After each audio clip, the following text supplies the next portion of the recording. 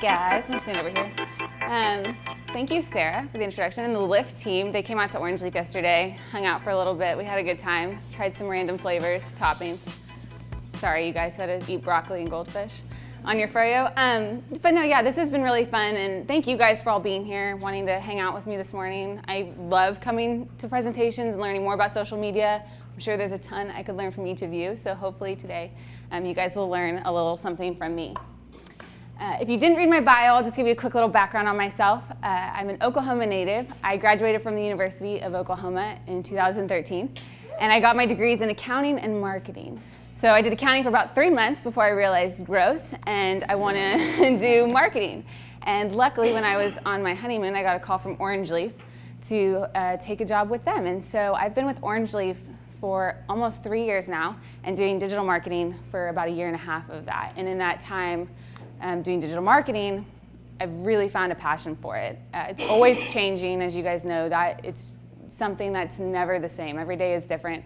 There's always something new to learn, and I think I'm just excited for where it's going. So we can get into the presentation now. So about Orange Leaf, we are a self-serve frozen yogurt shop, as most of you probably know. We also we call ourselves a snack shop. We're moving towards that concept because we offer a variety of different products, from cakes to Swizzles here in the center, pop-up party box, smoothies. We're wanting to get into that snack atmosphere because that's what's popular with consumers these days, and it's a great chance for us to take Froyo to another level.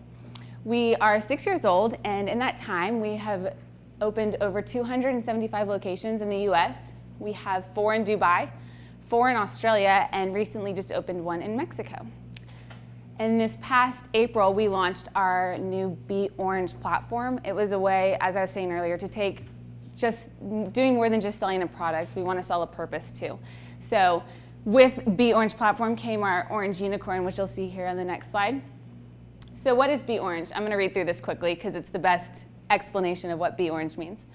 Orange isn't like the other colors. Orange is an original. Orange is bold, unusual, conspicuously different.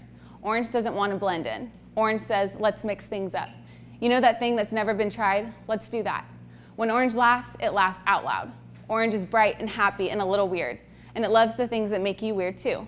Orange knows those quirks are what give us character, and that tiny voice in our head is a poet. Everybody has a little in them, and our purpose at Orange Leaf is to inspire people to let their orange out. Let's feed it. Encourage and indulge it, celebrate and share, because the people who are true originals are the ones who have the courage to change the world in big ways and small. And so our message is simple: you be you. Be gloriously unique, be remarkable, be orange. So as you can see, these are some imagery of different marketing materials. These are both social elements. This is a poster that we have in store, but Orange Unicorn is our spokes thingy for that Be Orange mantra. He is a little weird, but he has some really random, inspirational, quirky quotes. And that's how we've decided to take Be Orange and Orange Leaf brand, is to, like I said, give the customers a little bit more than just a product, but hopefully that they can walk away, creating their most original flavor and then leave a little bit inspired. Don't be afraid of being different. So why we're here today, social media. So that's what I do. I do social media all day, every day for Orange Leaf. So what we know, so as digital marketers, these are things that we know about the social media sphere. Social media is not one size fits all. So what I talk about today may not apply to you completely, but there may be some things that you can take away from that. We have franchisees. We are 100% franchised. So those 275 locations I was talking about earlier, each have a franchisee. We don't manage those from a corporate level. So what I do is I manage the national pages and then support our franchisees on how they can also implement social media from a franchisee level, but it's 2 totally different social media atmospheres. You don't need to be everywhere. You need to know your audience and know what channels you should be on. I tell our franchisees, you have a business to run, you have an operations, that's the focus. And so we encourage them to only be on 1 or 2 channels, whereas from a national brand, it's important for us to be a lot of places, so brand awareness is huge because we want to be seen in as many places as possible. And then change is the reality. As I mentioned, social media is ever changing. It changes daily, it changes hourly. It's honestly just exhausting to keep up with sometimes, but it'll never be the same. So your social media strategy may be one way one month, and it may change a week later, it may change a month later, whatever it may be, just be ready for it. So creating a social strategy. When we launched our Be Orange platform, that was really my time to sit down and think about how I wanted to plan the social media strategy moving forward with a very intentional purpose in mind. So creating our social media strategy, one, determine the goals. We needed to determine what we were using social media for. We don't have, even though we're 275 locations and we don't do TV, we don't do radio, except if a franchisee wants to do a local radio, they're more than welcome to. But from a national standpoint, we don't do that. So all of our advertising is done through print marketing and mostly through social media. Those are where our dollars go. So we had to determine the goals to make sure that we're meeting what's important to Orange Leaf. And determine the channels and audience. So know your audience, know what channels you need to be on. Mentioned that in the last slide. Determine the content that you're going to share on those channels, because that's what's going to eventually then help you reach your goals. And then determine the paid plan. Like I said, we don't do TV, so we put big budget into social media. Well, I say big for us. So our goal is to create a unified brand presence across all social media platforms in order to create a consistent brand voice and reputation, drive in-store sales, build a good relationship with our customer, share our brand's values, and expand market awareness of our brand. So brand awareness and driving in-store sales is number one to us. We have a product and we have to get into the hands of the consumers, but we want to make sure it's the right consumers. Social media is the best platform to do that with, because you can be very targeted and very specific to hit the right customers. So our channels.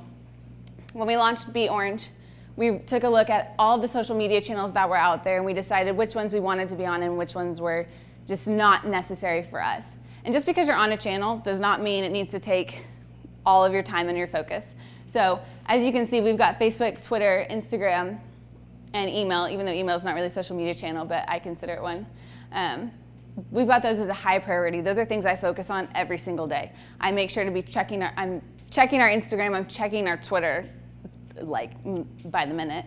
But Facebook, it's very high priority because a lot of our dollars go into Facebook. You can see over there that I have Snapchat grayed out.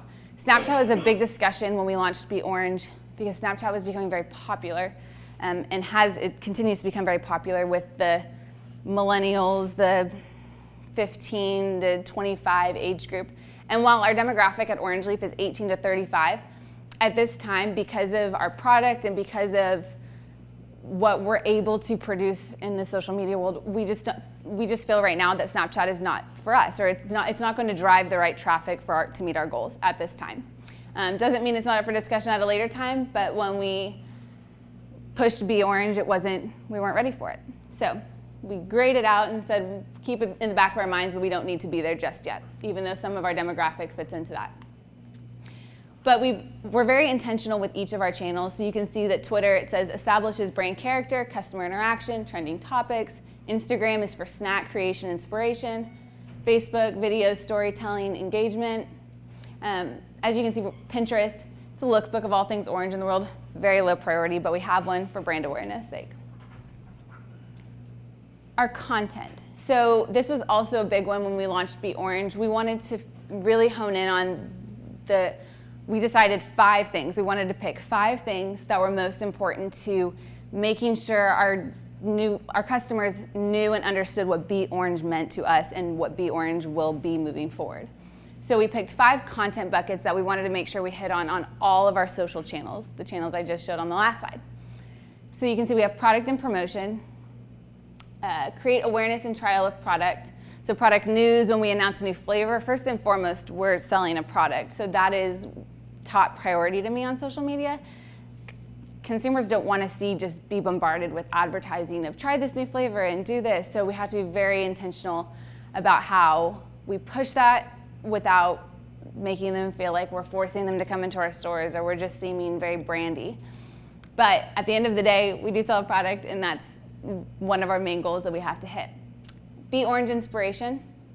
Establish that Be Orange positioning. So we pulled Be Orange out of nowhere. So of course our consumers and our fans that we have don't know what Be Orange is. So we have to educate them on that. So it's just being very smart about constantly repeating that without throwing it in their face, but making sure it's integrated on each social channel to match that channel's audience. Orange Unicorn, he again is our spokesperson for Be Orange. inspirational quotes and pictures, celebrating orange guests, so celebrating maybe customers who come in and maybe they like won a, I don't know, got first place in a marathon or something. That to us was being orange and them being original and just celebrating people like that. Behind the scenes at Orange Leaf, humanize the brand and create a personal connection. We don't do a whole lot of this, but when it's possible, we definitely try and go a little bit behind the scenes, show where we're coming from, show some photography behind the scenes of photo shoots, just fun things as we can. But one thing we don't have a lot of since we are franchise is that we don't have a ton of, we're not at a lot of events, so we're not, you see brands, I guess I see brands like Chobani, always going to different events out in the space, and so to me that would be a more behind the scenes, but we try and get involved in our communities from a local level, and that's something we really encourage our franchisees to do, is to really hone in on that behind the scenes community involvement, more so than the national brand. Creative snacking. As I mentioned earlier, Instagram is our big channel for that. So recipes, indulgent food, porn, excuse my language, but I mean really obnoxious cups of froyo that maybe you probably wouldn't go to the store and make, but some customers do. I know one of the test guys yesterday was telling the Lift session group that some customers will just like build up waffle cone pieces until they can like build a wall so they can get more froyo in their cup. They're crazy. But those are the things that people want to see on Instagram, and that's what we've learned. So that's what we use Instagram for, is to really push those crazy cups that most of us would never eat. And then cultural commentary. That's that real-time marketing. That's why I'm on Twitter all the time, 24/7, because you never know when something's going to come up that's worth getting involved in.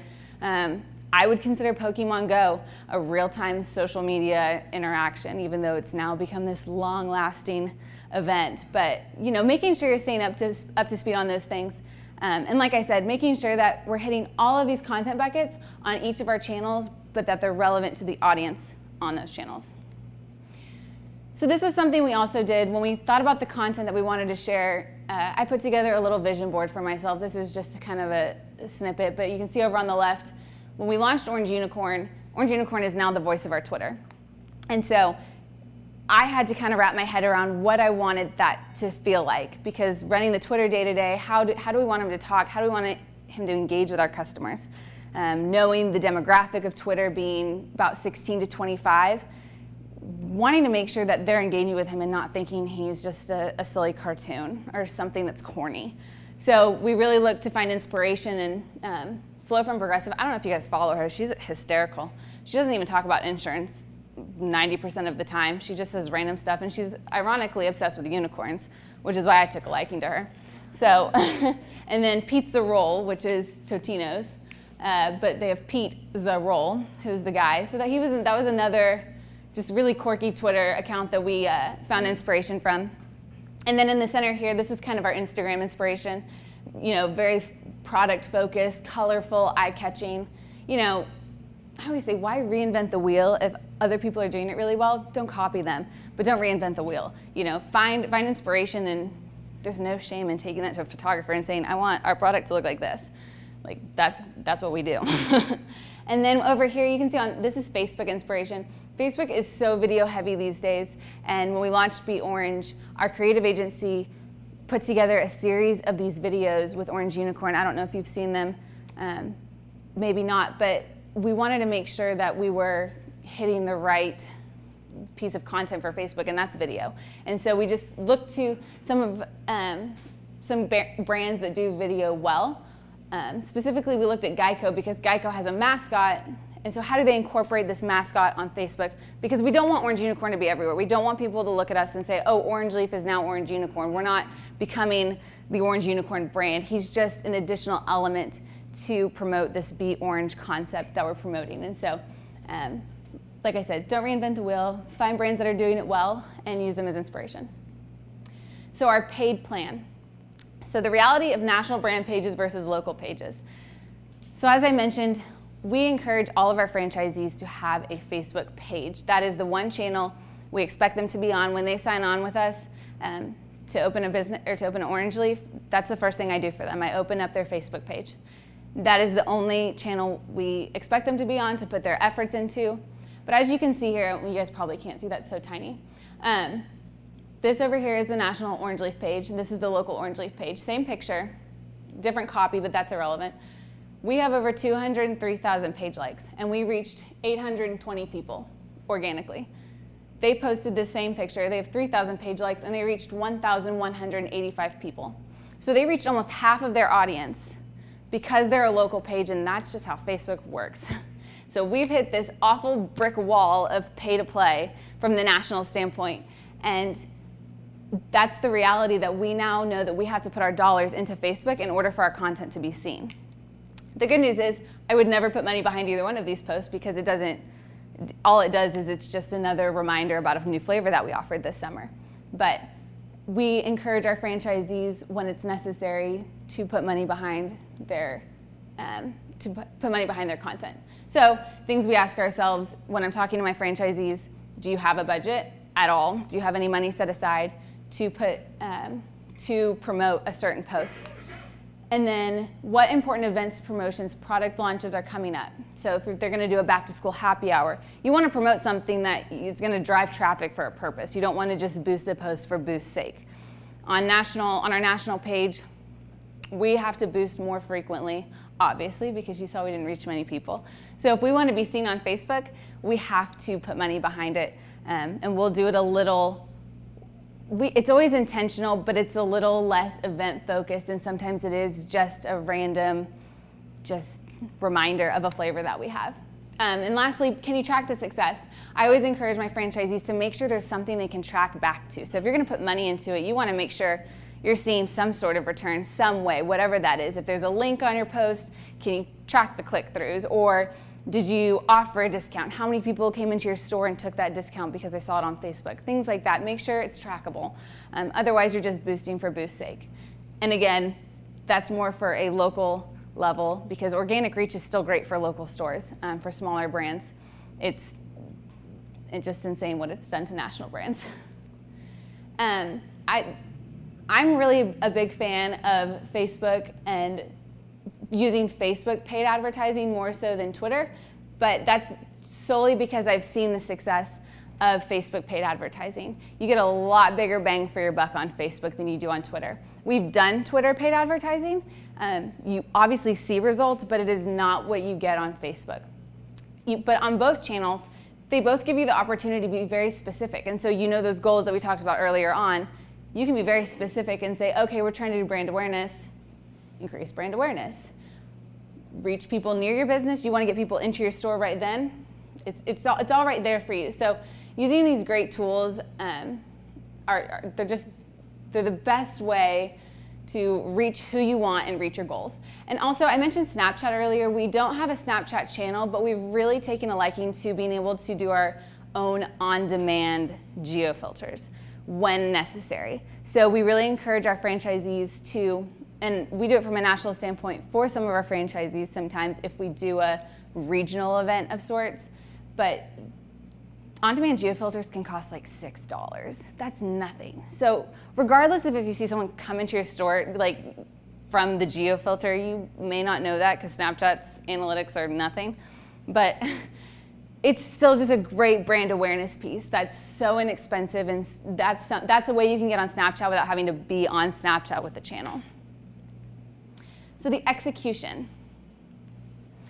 I get a lot of questions from various friends that I have in the digital marketing world of, how do you do your content calendar? And honestly, it is totally up to you. It is totally up to your organizing skills. I did accounting. One thing I liked about accounting was Excel spreadsheets. So I like Excel spreadsheets. This is a quick overview. This is not all of our copy from April, but this is just I just picked and chose specific pieces of our copy, but to show you 3 of our channels and how I lay it out from a copy standpoint that I can share with our creative agency, that I can share with the rest of my team, so everyone can review. Based on those 5 content buckets, this is the best way I can look at all of our channels from an overall perspective and make sure we're hitting each of those content buckets evenly. So as you can see, Twitter, you've got, and even like this image column really helps to say, okay, we're talking about Pop-Up Party Box, we're talking about Swizzle, and we're doing a Twitter poll. It's just a variety, and you want to make sure you're giving that variety, or else your fans are going to get bored. So retweet if you're not wearing matching socks. Nobody's got time for that. Hashtag Be Orange. So that hits our Be Orange bucket. Ooh, pop-up parties sound fun. I like parties. Who has a birthday? I'll just be over here celebrating you. Random Pop-Up Party Box promotion. And when you get down to Facebook, you can see that I've bolded where I'm going to pay. Like I said, this isn't all the content that went on Facebook for that month, but it's important to be very specific and to say, okay, we're going to put money behind a like campaign this month because we're launching Be Orange, and we want to make sure we're getting maybe some new followers who would be interested in this Be Orange idea and this inspiring new platform that we've got. We did a promoted post, we did a Canvas ad, and then we did another promoted post a few weeks later into the month. And then Instagram, again, it's more for the variety of just making sure that the pictures look different. So when you get on our Instagram channel, it's not all the same picture over and over and over.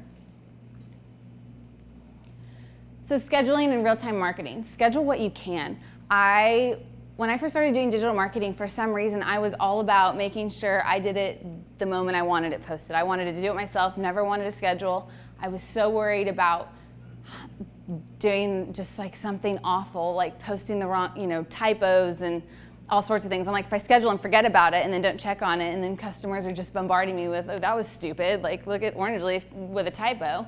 That was like my biggest fear, scheduling. But I've started using a scheduling tool. I use Sprout Social. You can use whatever you want. I've used a variety of them. But it's changed my world drastically in the digital marketing space, getting to schedule, because Twitter is constantly going, so we're having to keep up, and I just wasn't able to keep up all the time, real time, posting on Twitter. So schedule what you can, schedule when you can. Check trends daily. So I've said it 100 times, I'm on Twitter all day long just to make sure that I don't miss anything. Doesn't necessarily mean that every trending topic we're going to jump in on, but if there's something that's relevant for us, of course we want to try and jump in there when we can, but I don't feel the need to be on every trending topic when it comes through. Sometimes it's totally irrelevant to us, and we'll have people from the other side of the office that are like, oh, this is trending right now, we should talk about it. And I'm like, no, that makes no sense. But it's fine. You just take their opinions and you run with them. And then monitor. That is the one thing I learned once I started scheduling is, okay, how do I eliminate this fear of something getting posted that I forgot that maybe I did a typo, or I didn't check the grammar properly, or something just silly. So constantly monitoring your channels, constantly monitoring how consumers are reacting to that, how your fans are responding, and if something's going well, why is it going well? Like, why is it doing so well? What time of day is it? What day of the week is it? Is it going well because a lot of your fans are on social media at that time? Is it going well because something is trending right now and it all of a sudden is relevant to them? Who knows? Is it going bad? Why is it going bad? Should you pull it off? It's totally up to you. But you need to monitor. So the metrics, the last thing I'm going to talk about. How successful were you? So from a national standpoint, we track our metrics monthly. Again, this is very much like the content. How you track your metrics is totally up to your organizational skills. It's, everyone has a different way of doing it. It's not one size fits all, very tailor-made. Choose what's relevant for your goals. So there's not this grand list of metrics that it says, okay, everyone should be tracking every single one of these metrics, because you'll just get lost in a sea of metrics, and I'll show you how I get lost in a sea of metrics every month. So if you're looking to do brand awareness, track your reach, track your impressions and engagement.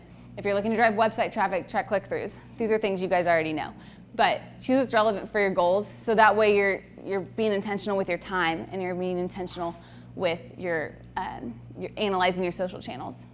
And what do the results look like overall? A lot of people, and a lot of times it's really easy to just hone in and be like, okay, what was my engagement? How many followers did we get? How did this post do? And what time of day was it? And when did we see a spike? And the best part is to just look at it overall. What does it look like overall? Maybe you only gained 10 followers that month, but maybe your engagement shot up. And so it's like, okay, those followers that we do have, we're seeing great engagement with them. and it was intentional and it was smart and people are getting what we're trying to do. So look at the results overall. Don't just hone in on very specific metrics or else it won't make sense at the end of the day. Use your free resources. So, secrets. This is our metrics for the last 28 days. You can see here, I've used metric tools before, and I always find myself going back to these. These are they have just the most robust amount of information you could possibly need for, now Facebook's a little wonky. Facebook likes to be tricky, and they sometimes don't have the right metrics, so I am very aware of that. But use your free resources. If you don't have the budget to pay for a metrics tool, then that's okay, because Twitter and Facebook has it all for you. If I was to pick one metric that I would look at almost every time I check a post, it's engagement. How are my fans responding to what we're posting? I don't necessarily, our franchisees get very committed to wanting to get likes on pictures, and they're so concerned with making sure we're getting likes and shares. And I'm like, well, if right people are engaging with the content and the engagement's high, then that's what matters. We, from our national Facebook page, when we do boosted posts, we make sure that we are very targeted with who we hit. So our reach has gone down significantly, but we're hitting a much more targeted audience on Facebook, which means our engagement's going up.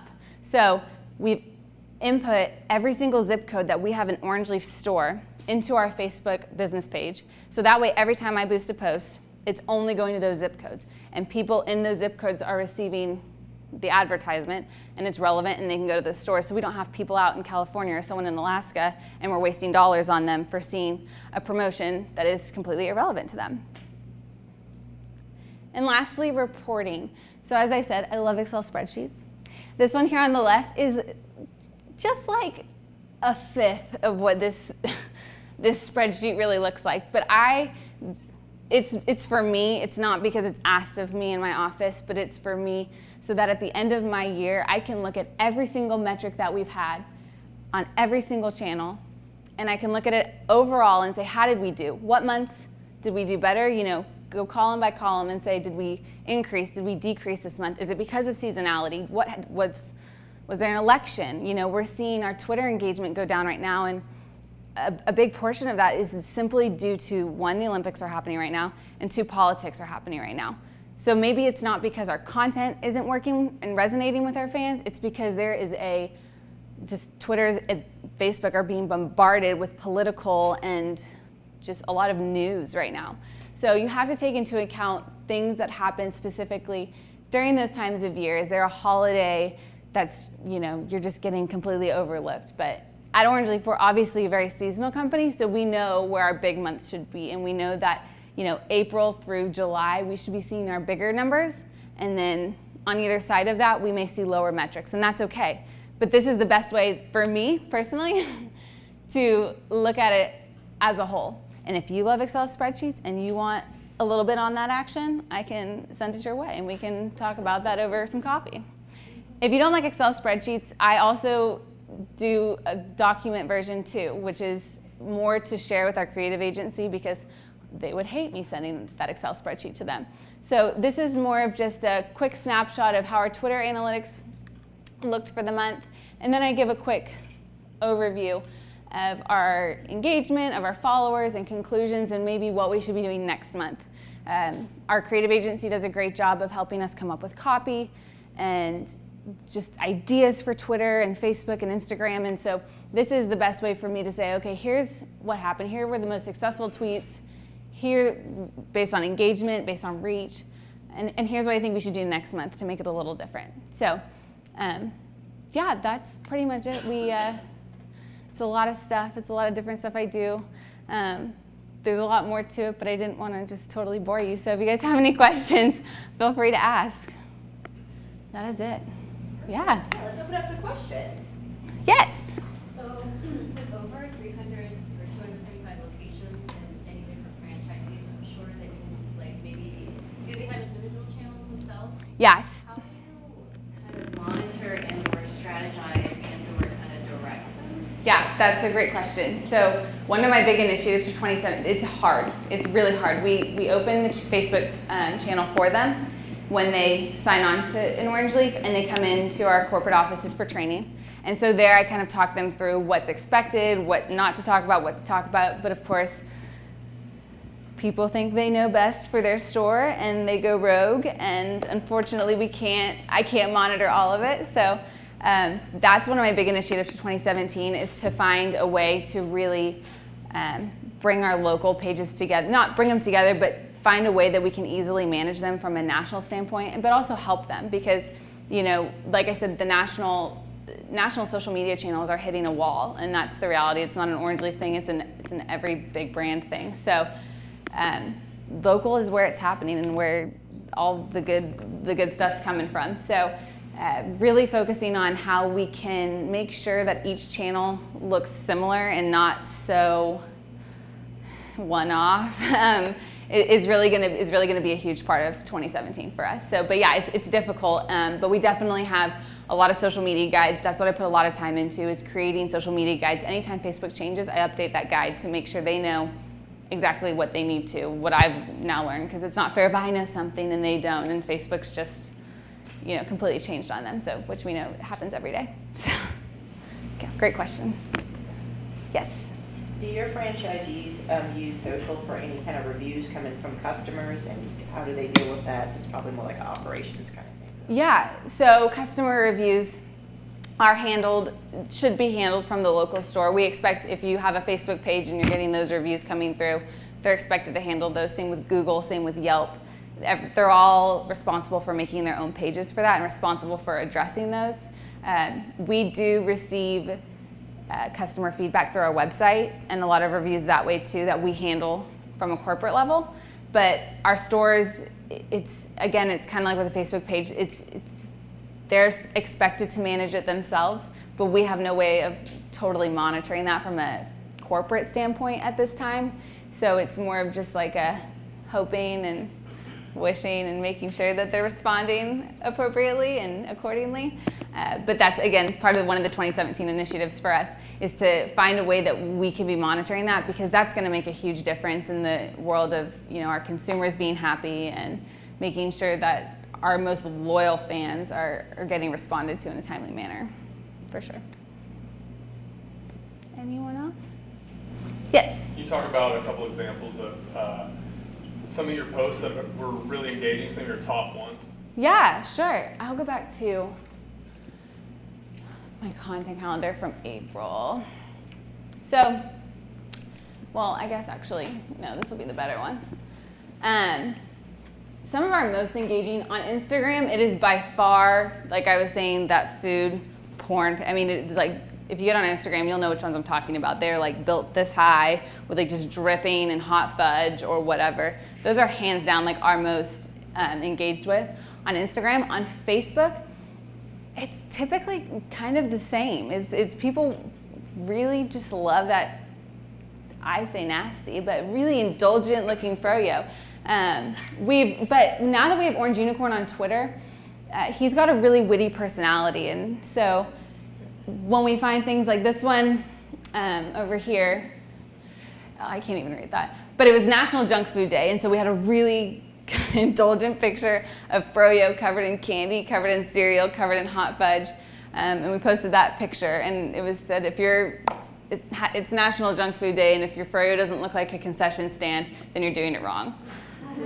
That was our best tweet by far. Did you guys create that content, or was that customer created? It was, we created that in-house. But sometimes we sometimes have to get crafty ourselves in the office. It gets really messy, but it's fun.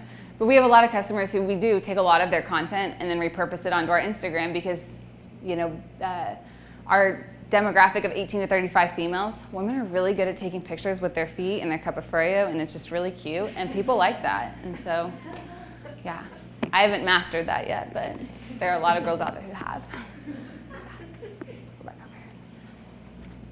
Anyone else?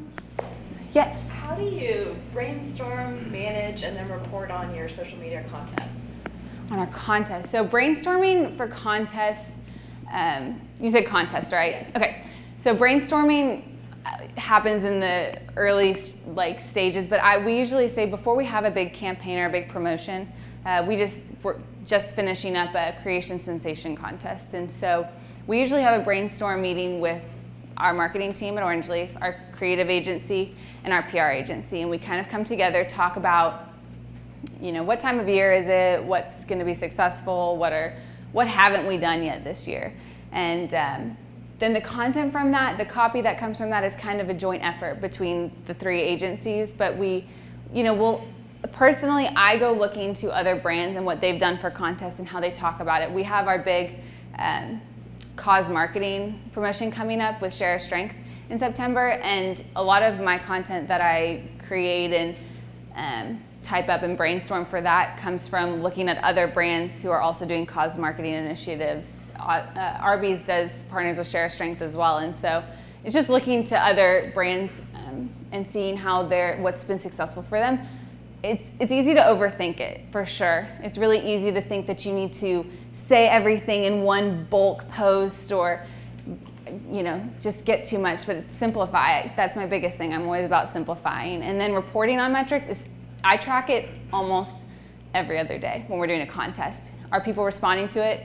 This Creation Sensation contest that we just launched, we started it at the beginning of July and it's running through August 22nd. And people weren't responding to the creative on Facebook. The first post that we did, we had it boosted.